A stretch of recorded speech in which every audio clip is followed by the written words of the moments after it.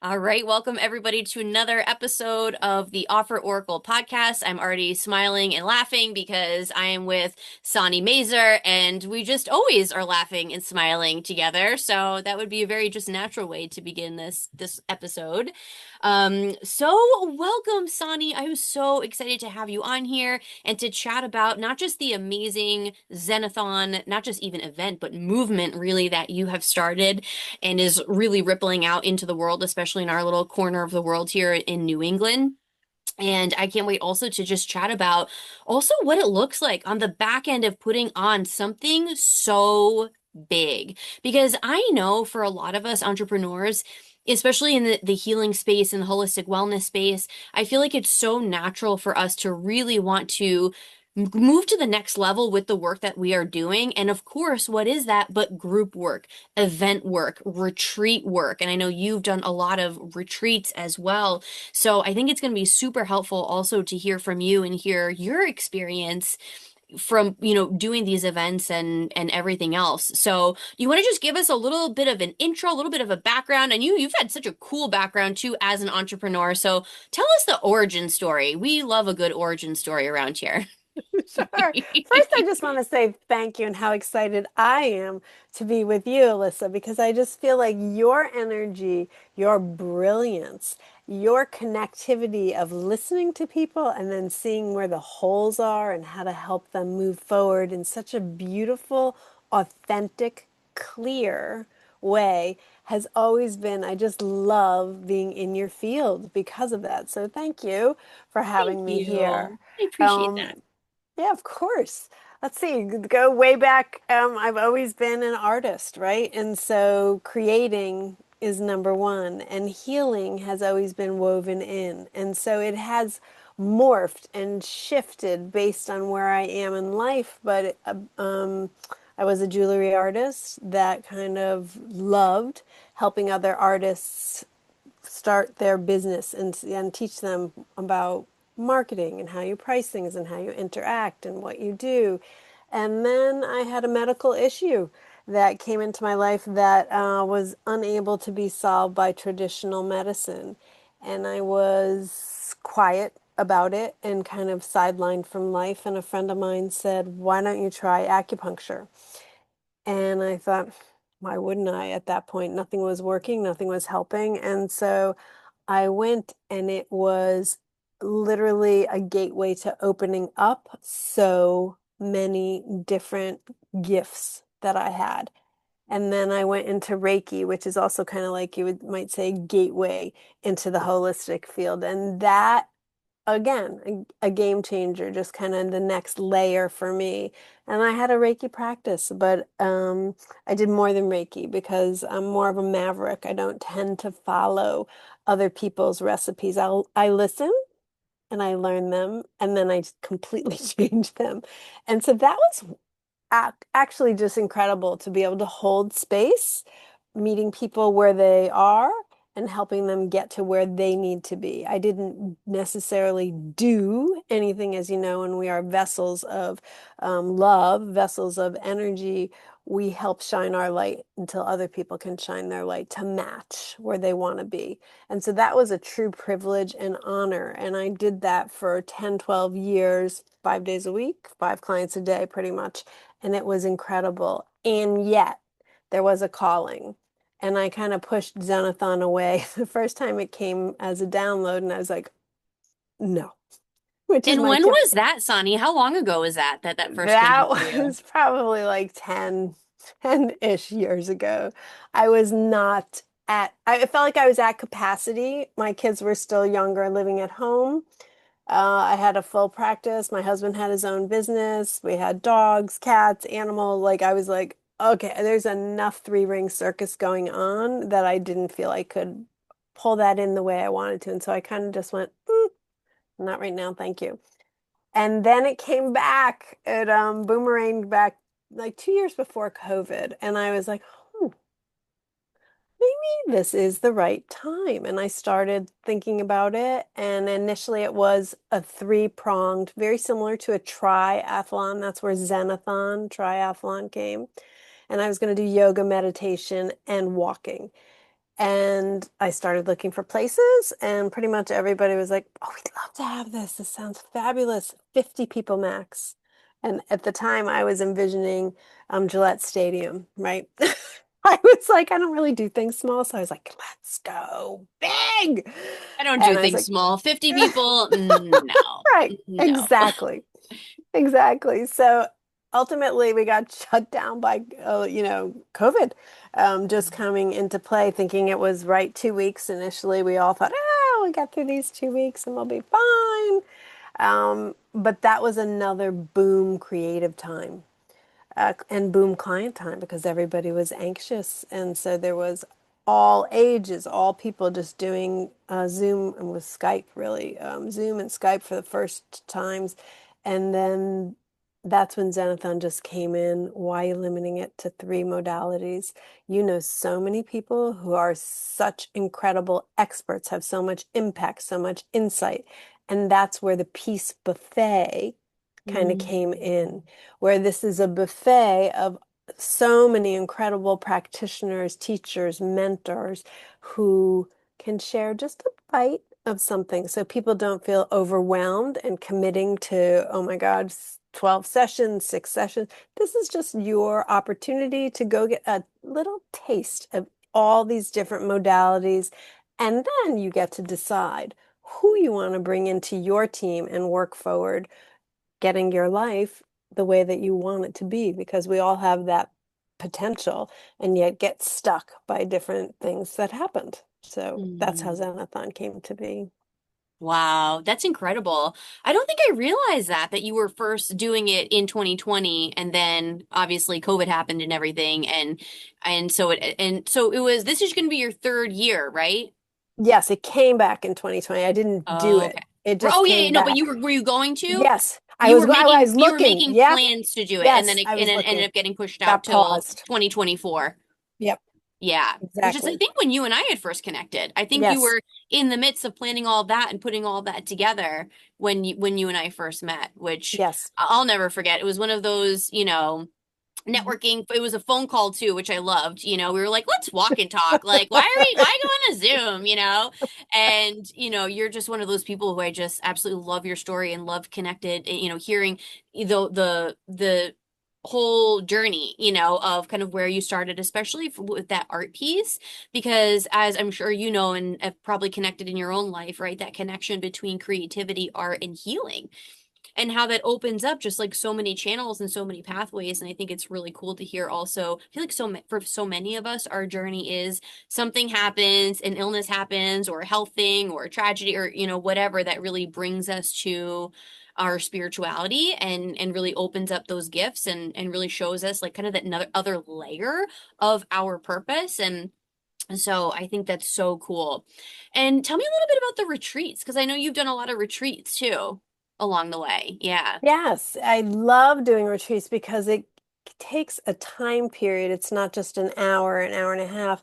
It actually is 3 to 5 days where women typically come to not a secluded space, but a space that we're not interacting with other people. And then we meet people where they are. We have protocols and kind of tea times and journaling and meditation and nature time. And we have different topics to help kind of allow people to feel safe, number one, and then to share so that they can see that groups that holding things together allows people to shift.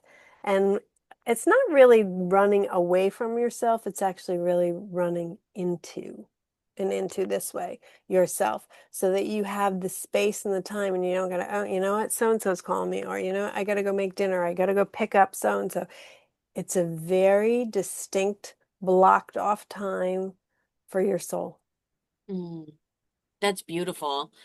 And how was that transition for you, like starting retreats, like going from kind of the events and the art and like all the events and things you were kind of putting on like in your business and obviously your healing work and stuff. How is that with like, getting into doing retreats? You know, initially I was asked to help co-host a retreat that someone else was leading, and she wanted the support. that it was her first retreat and she wasn't sure how it was going to go. And she was a client. And at the time, I was like, sure, I'll come with you. And then while we were there, she's like, actually, I feel like we're here. Could you just step in too? And I was like, sure. And it was very natural. Coming from a way background ago of being a camp counselor. And then in college, I was in early education, so teaching preschool and going into first grade and second grade. And so holding that space, being with other people is very natural. I've taught workshops, so it's just really an extension. And to see, and I know you know this, when you're working with someone and the light bulb goes off that they didn't actually get it till right then.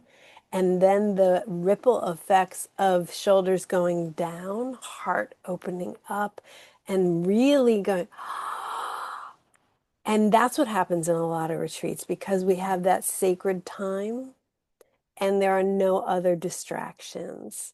And it is really the one of the best gifts I think we can give ourselves, whether it's a retreat or just even going away on your own by yourself. If you're able to journal yourself and get things going yourself, we don't have to do the retreat. The retreat is really an incredible gift to give yourself if you can do it. But there's lots of ways too. Yeah. Yeah. I think that's really important, especially because, for example, like that length of time I feel like is very important. So last month my family went away, we went camping, we rented an RV, we traveled, up and down kind of the upper East Coast, and it was so beautiful and so great and very relaxing. And then just this past weekend, so about a month later, my husband and I went away for our to celebrate our anniversary, and we went glamping, and we're in New Hampshire and all this, and it was great. And we were reflecting because we were thinking about last year when we had gone away, and it felt like it took a good 24 hours to just like unclench before we could even think about actually relaxing and enjoying ourselves. And then we had, maybe half a day, a night of like, okay, actual fun, before we had to like come back to reality. And we were saying how different this year was because up just about a month ago, we had had a week and it was great. And then this was like, we were still kind of in that, a little bit more relaxed mode. It was easy to get in. I feel like it's kind of the equivalent with, just one-on-one sessions coming in, in and out versus giving yourself the actual time and space to leave, go to a different place because you're leaving your responsibilities, you're leaving the environment that is perpetuating whatever those things are in your life that you are retreating from. Like it is a retreat within, but let's be real, it's also, there's obviously something in your life that you want to change, maybe a habit that you don't want to do anymore, or situations or circumstances or whatever, right? So it's like you leave the environment where you're attached to that identity, and you're coming into a space where you can really become that new person too. And I think it's also very important, like you said, like you can easily go, maybe go away, journal yourself or whatever.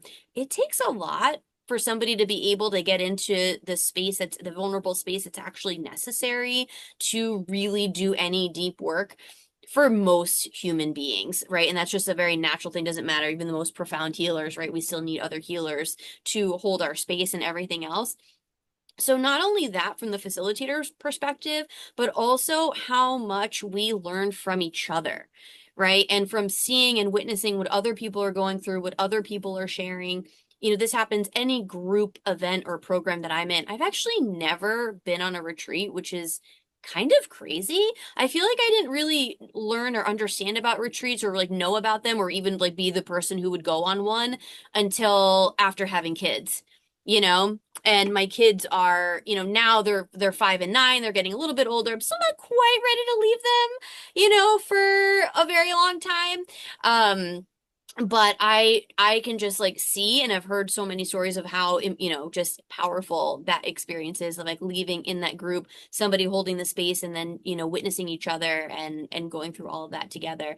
I also imagine there's a little bit more time for integration, right? Like, and sometimes that's, I feel like, I've heard literally just was hearing a friend in another container speak about this about how she came back from this like unbelievable retreat and then she went right back into reality with her young kids and the demands of everything and she actually went into like total shutdown and like ended up getting sick and like damn, I didn't think of you need like some buffer time after that type of experience.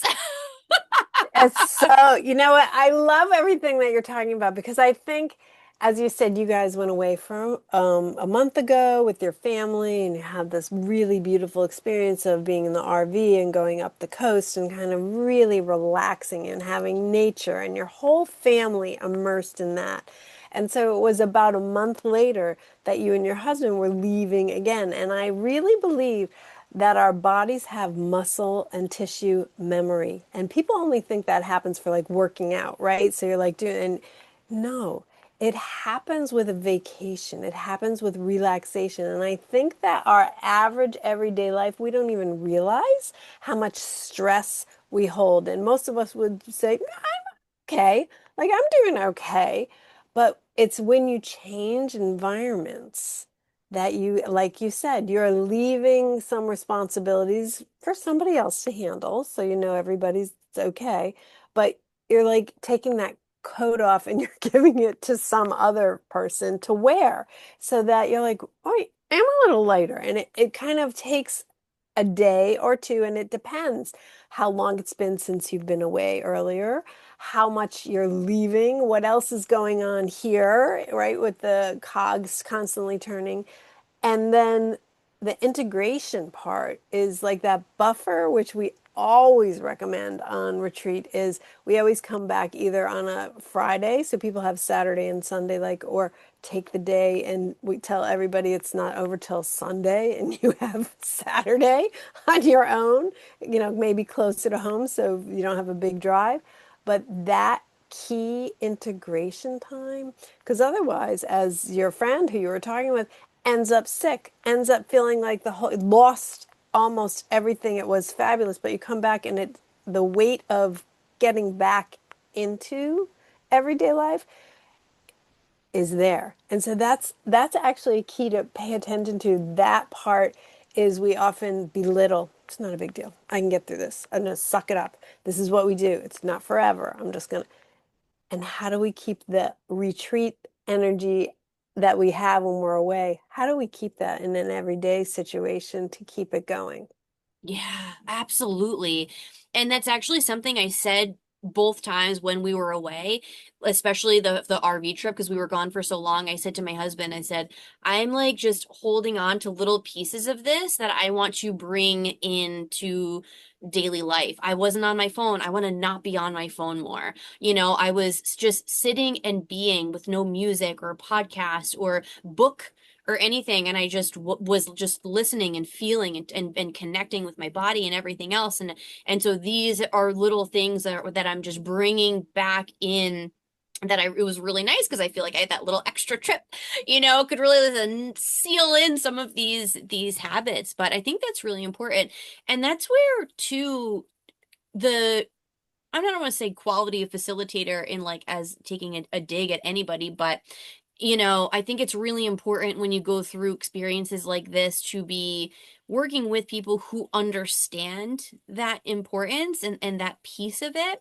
Because if you're not going to continue, not that there isn't a great effect of, okay, having a blip in your radar or blip in your timeline of, okay, I was relaxed during this time and then boom, back to normal. But really the point and the purpose is to actually get somewhere, right? To, in some ways, come back a different person, to shift and change, right? And that's not a bad thing. It's not changing who you are, something wrong with you, but it's actually elevating and shifting identities of the person who is more whatever that thing is, confident, relaxed, creative, feminine, like fill in the blank, like whatever those things are. And I feel like it's a really good segue back to Zenathon because a couple things. One, I would love to talk about for you from the perspective of the matriarch of the Zenathon experience and the birther, the mother of this whole experience. like what was the identity shift like for you as somebody who is can hold the space for something as because like retreats, okay, like obviously one-on-one deep work, we know that's a lot.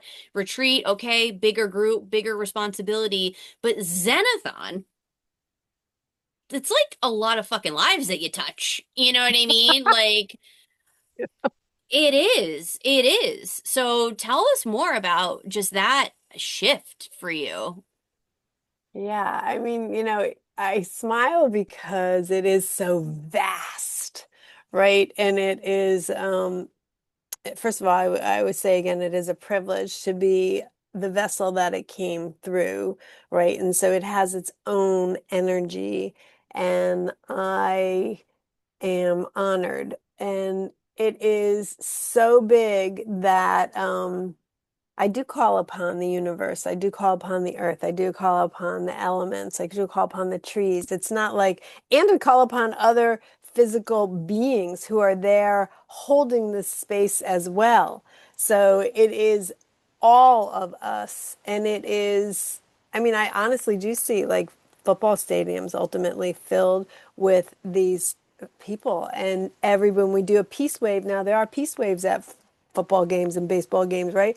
We do peace waves too. And so it is this whole energy of how impactful each one of us is. So when you come to Zenathon and you spend the day there, and then you actually do leave a different version of yourself, and you are filled with peace, and each cell is actually overflowing with love and peace and wisdom that has been shared with you.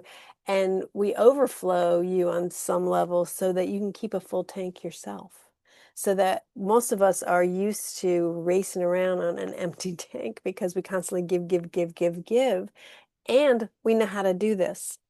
But what would it be like if we could always have a full tank and just give from the overflow place?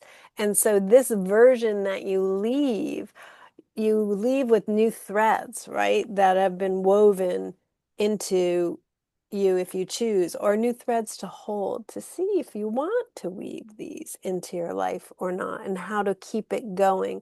And it is exactly as you said, we are evolving. The next version, we're not the same as we were last week. We're definitely not the same as we were last month. And even you can say it every day, there's a new version of you. And some things continue and some things we pull out, like the garden. But holding the space is, I don't know, it fills me with gratitude. It fills me with hope. It fills me with just light. I don't even know how to fully put it in words. It's an energy, it's a connective community. It's powerful. Mm. Yeah. So powerful. So powerful. And there's one key point that I want to highlight there, and it was the fact that recognizing that it is so big and so much bigger than you, that you're calling in the help energetically, spiritually, but also physically, right? Like also in a very real 3D way. I remember, I think the first time you did it, you had sort of like a board, right? Like kind of like a council. I remember you telling me about that. And now you've expanded and it's not only that just that, but you have a team. You actually have a team now that you've gone through this multiple times and you see the different roles that are necessary to bring together. But the part that really stood out to me was just the fact that this is a co-creation, and for all of us who have these like amazing divine ideas and downloads and whatever for these big things and big events, like that's what these are. These are a co-creation between you, the universe, and all the other people who you're here to initiate and call in because people want to be a part of this. Like I remember the very first time you told me about it, I'm like, I'm fucking in. Like this sounds great. How do I get involved, right? And, so you get that energy when you're doing something so big because people really can feel that. And I would love to hear from you too. because again, I know there are a lot of people who, with a lot of ideas like this, and we need these ideas. Like, we need you to take action on these ideas. Don't keep putting it off till next week or next month or next year, because this is what's needed right now. Going back to what you mentioned when you talked about the healing modalities you were practicing, and your one-on-one practice, and how you recognize, all of us healers, I think, really understand that we are not doing the healing, that we are holding space and we are channeling that energy, and we're really just helping that person become a higher vibration of themselves. That, you know, um, you're pulling on many different modalities, right? Like, you are just sort of, channeling like what's needed right then and there. Um, oh, I feel like I lost the thread of thought where what was I talking about? The other people, if they have these ideas, probably should go for it and get in Having and these, then I mean, yeah, like that's definitely where I was going with it. Like, that's, like that's exactly, like that is it. So obviously you couldn't at the time, because you had young kids. Like, when the idea first dropped in, you had your kids, you had a busy practice. It wasn't the time of life for you. And I feel like that's really important discernment for people to understand, right? Like, is this actually, am I putting this off because it's not the right time, because it's not in alignment, right? Or is this because, I'm scared of what this is going to be, right? And knowing that. And so when when you have that alignment, right, understanding, okay, this is just not the right time, like I will come back to this. Then around 2020, like before the shutdown and everything happened, you were like, okay, I think now is the time. Do you remember, like, around that time, like how you knew, like, okay, this is the time? yeah, first of all, I just want to say I love your process and the sharing of it because I think it's important to have words, which is not always easy to have words to talk about processing. And that's why I think it's really helpful to talk with someone like you or like say it out loud because when we have things going around and around in our head, that's often what happens, like on the side of the river in the eddy, you just go around and around and around, then you get pulled under the river, and it can be very scary. But when you share with other people. And then that helps kind of just sift the ideas a bit to see, is it that it's just not divine timing yet? And you got to go, oh, you know what? I'm going to put this on pause. I want to do this. This feels right to me.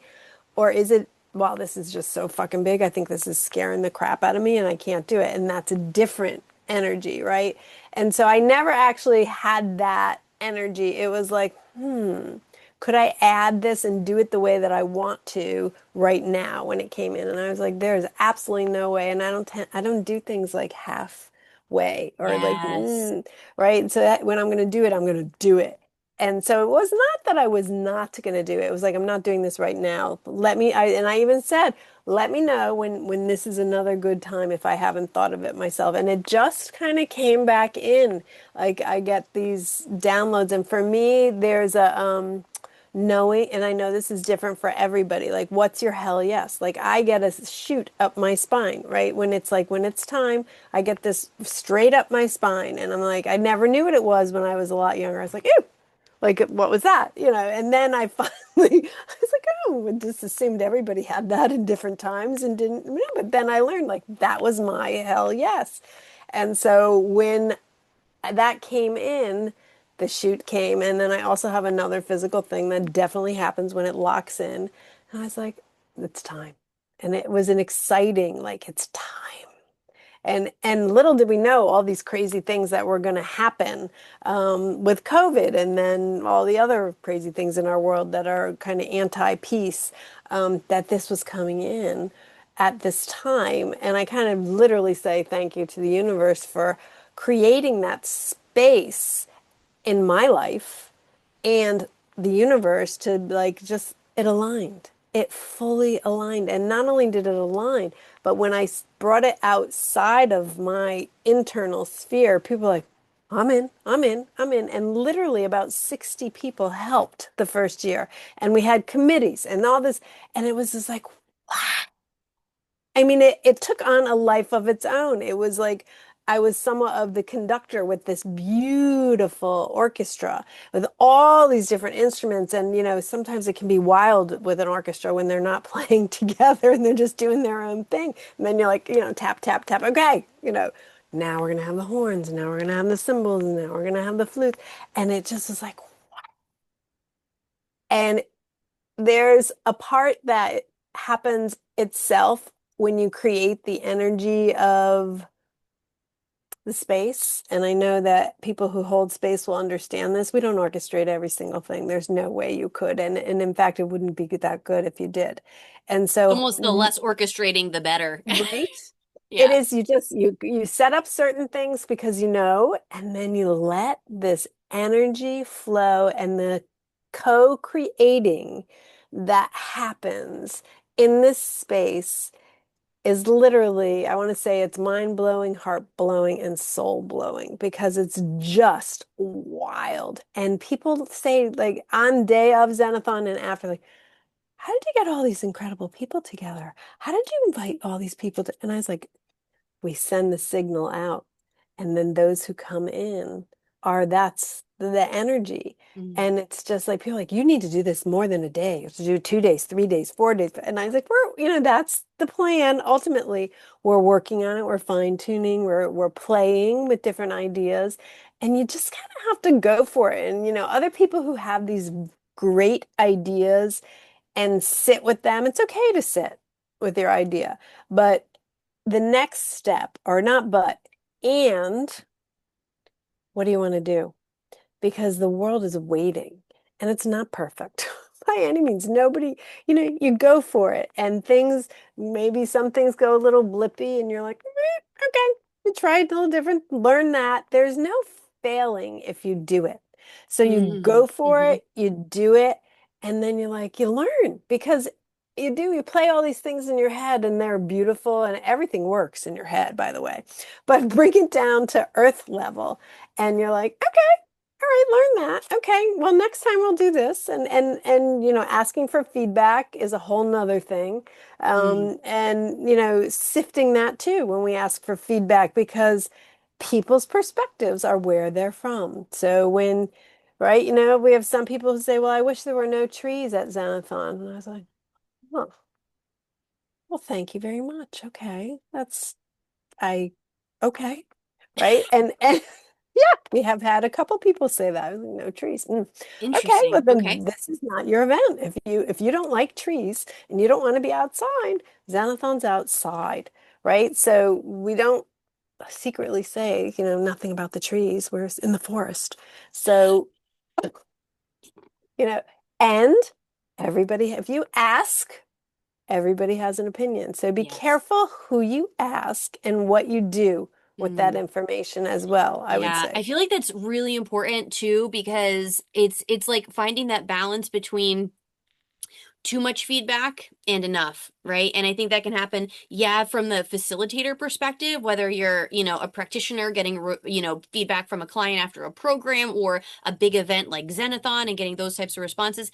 And asking council members, right? Just like other people who are involved, opinions of certain aspects and certain things. Same thing, right? Everybody's going to have that. So, you have to be really clear. Like your channel has to be really clear to be able to say, okay, like I need to start trusting myself in some of my decisions within some of these things too, right? Versus like getting too much information and too much feedback. Cause I think that also can happen, in that planning process too, as things are starting to kind of come together.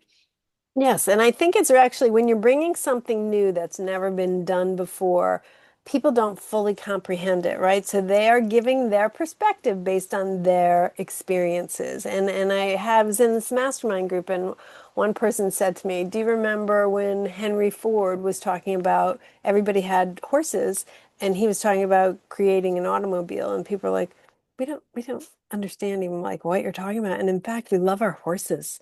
Like our horses are really great. We don't need, well, I don't know what you're creating, but we certainly don't need it. Like, don't waste your time. And it doesn't really fit with our lifestyle. Right. And then he was like, well, okay. But he kept going. Mm. And so that's another thread that is within each of us. And if you start to lose that, who's your inner circle? who reminds you who you are and why you're here. And that's key. There are sisters. There are certain people in our life who like, why did you listen to that? That they don't even like, okay, that's her opinion. Is she doing anything?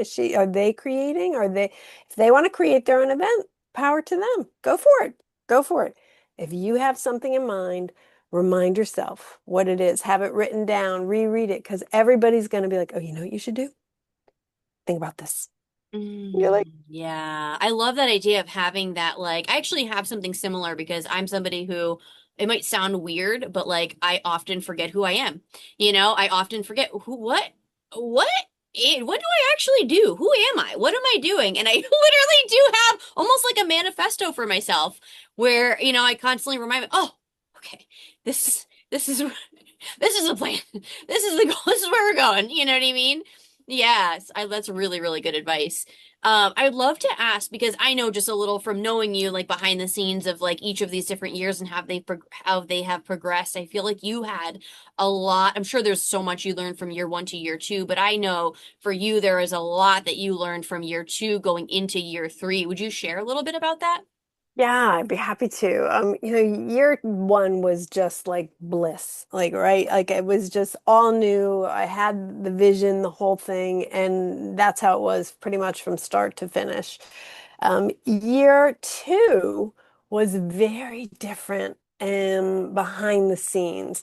And it was actually, and I'm not an anxious person, but there was a lot of anxiety that happened because there was so much help with year one, as people often will jump on in the beginning, and then they're like, helps you first year, I'm not here for the second year. And so for quite a while, it was a solo um, experience, and it was overwhelming because the amount of pieces and work and just circles to keep track of really threw me, and it started to drain me, and I started to lose the joy and the fun and the energy, and it became like a job, which is a bad word in my house. Ooh, yeah, Um, right?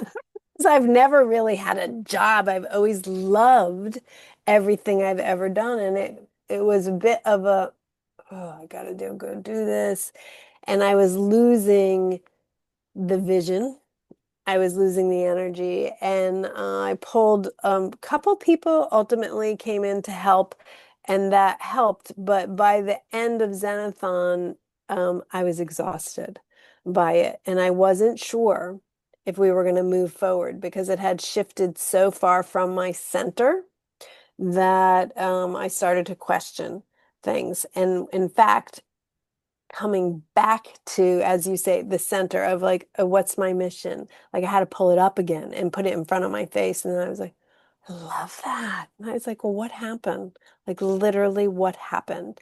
And I had to bring in people for a team, like for a team that worked. And I used astrology, and I used different forms to make sure that we were compatible, because on year two I had some things happen that weren't compatible with people, and that was shocking to me, kind of. And I thought I was super clear, and I thought, all these things that you think you ch share with people, and then it wasn't happening. And so moving after year two, I took a little time because it ends in September, and we don't really kick up a lot until January. And I just kind of sifted what went out of alignment. What do I need to feel the way I like to feel when I'm leading? How can I support that? Who do I bring in, and what skills do they have? And also the co-creation part of the vision may be here and here. We need people who are experts in all different areas. We can't do it all. And in fact, it's not healthy when we do. And so I brought in some incredible people who were referred, and we did some trials, because for me, that's how I know. I do like a little project, and I'm like, okay, let's go. Let's see how this works on a small scale before I commit to working longer. And it Very has smart. been a game changer because we're in action in the small project. We're going to, you know, when you talk with someone, everybody's so happy to talk to each other and everything sounds wonderful. But let's see how you communicate. Let's see how you respond. Let's see, do you get back to people in time? Do you actually do what you say you're going to do? How does it come out? What are the statistics afterwards? You know, how do we debrief about these things? I'm a full, it's a high expectation, it's a high delivery, and this is how I like to work. And so in order to move forward together, everybody kind of has to have that similar thread. We're not the same, but having that thread, and then we hold hands. And the co-creation is actually even better at that point because so many of us rise at Yeah. that time. Oh my God. I love that so much. It sounds like you have learned and are learning so much about leadership too through this whole experience, right? I mean, that's really what these experiences do for us. They accelerate us into those roles of leadership. And you just gave so many, I feel like, golden gems there in terms of really figuring out your team, and how to find them and how to really make sure that you mix with them because that really is everything. That really is everything.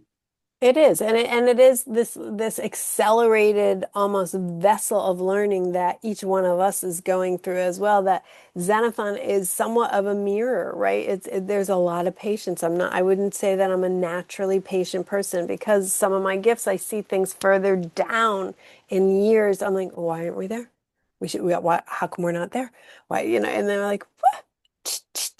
Back your little butt into the chair. And we're at year Right. 3. We're not at year 10. We're not at year 15. We're not there yet.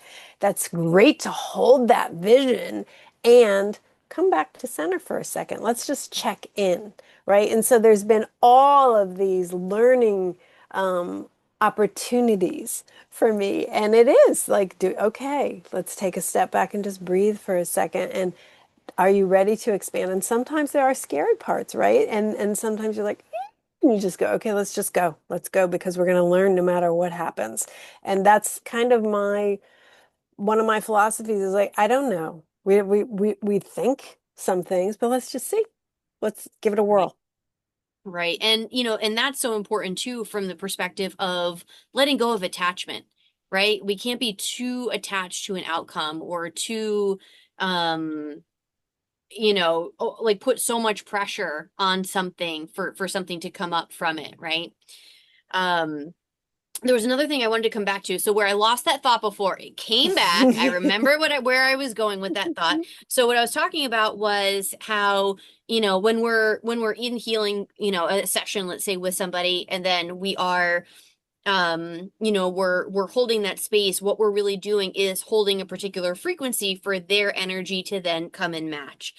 And thinking about what something like Zenathon does and how it actually changes the frequency in such a way, like how important and monumental that is, and why it's so important for everybody listening who, again, has these ideas, has these seeds of these things that you want to do and create, and offers that you want to birth through and events and stuff, like why they are so needed. Because, like, just imagine, because like, for like essentially what's happening is on a big scale, you guys are creating heart brain coherence, right? Right. Like you are literally just bringing in that high frequency energy that is actually more powerful than anything else, right? So that's also very magnetic frequency.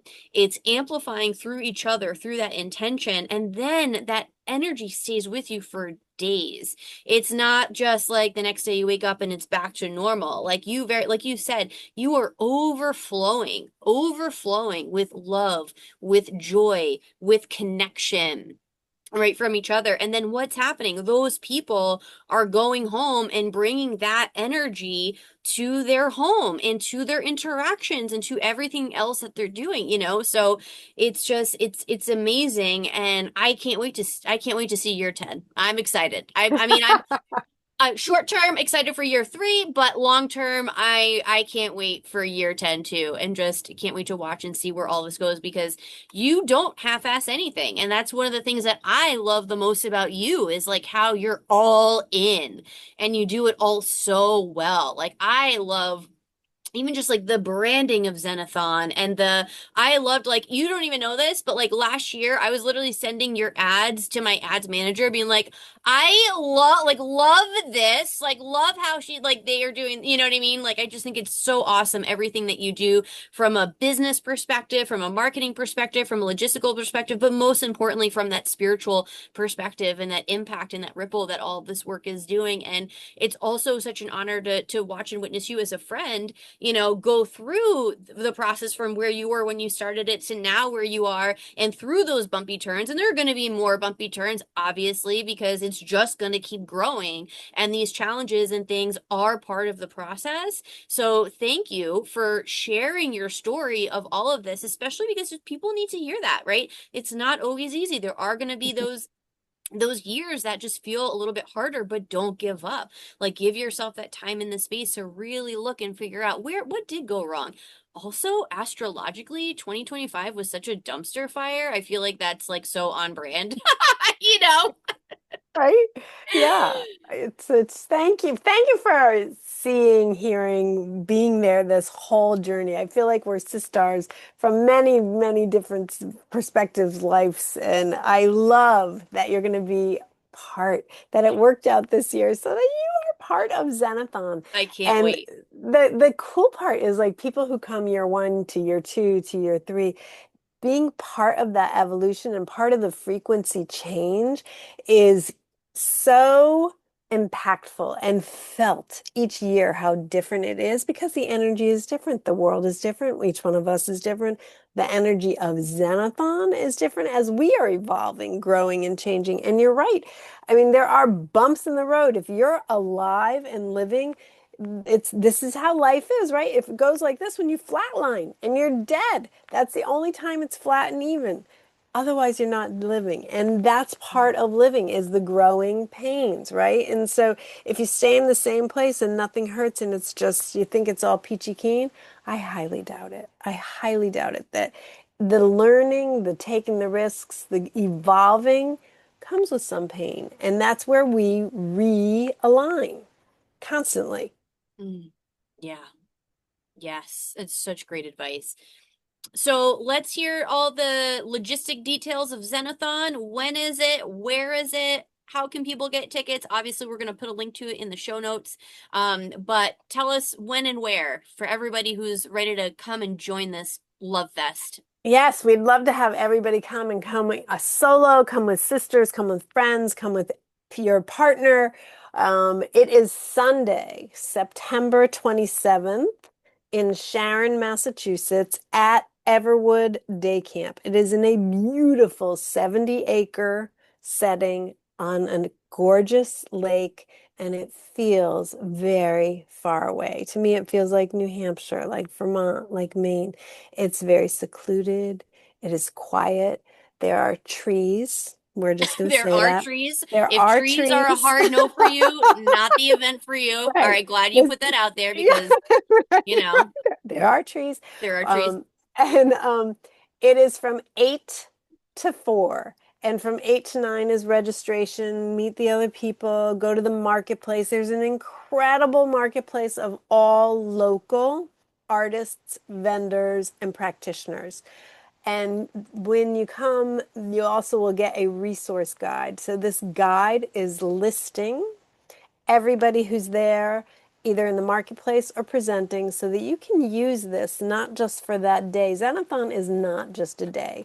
We may be physically together for one day, but it is a ripple effect. We are sharing the Peace Buffet that has ripples, and we have things that come after Zenathon that you can partake in. There'll be Zenathon Zooms online. There'll be things in person. But day of, it'll be gorgeous, sunny, and we're going to have the best time. We start off with music, which is everybody's universal language, and then we break up. It's just like camp into different sessions, and you pick where you want to go for block one, block two, block three, and the schedule will be online.